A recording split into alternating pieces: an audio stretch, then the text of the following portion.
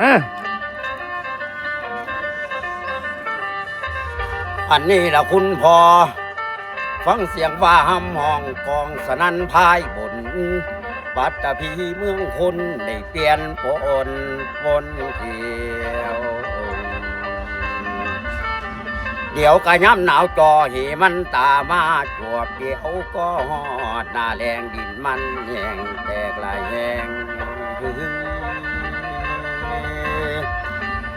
ละมาบัดนี้มันถึงโทษสมาดแมงที่มันจวบฤดูกาลเบิ้งน้องหันไหลโฮมเดอังอ่องน้องหล่น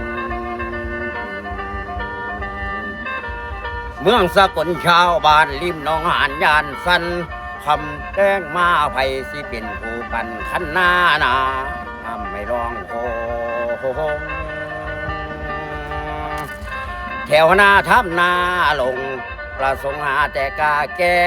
ฟังเสียงนกอีแต่มันบินความทงนาในปีนี้รับรองพวกแม่ป่าบ่ได้นั่งคอยฝนบ่ได้นอนทนทุกข์สีห่วงน้ำหน้าแลงปีแล้วมาหน้าแห่งขอสันแพงถัง100 กว่ากระเทียมหอมผักบัวตลอดผู้หมากแห่งมันเปลืองแบบคงบ่ทันเป็นน้ำหรือเป็นน้ำธรรมชาติชันบรรยากาศมาแปรผันราษฎรสามันแต่ละวันนี้ได้เฮหอง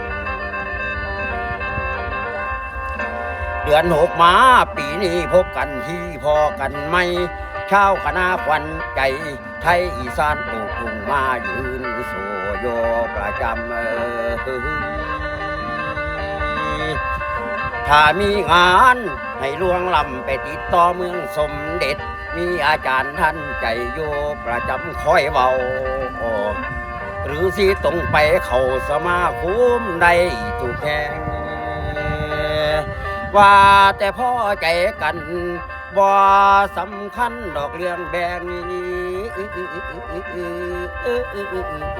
สิมาให้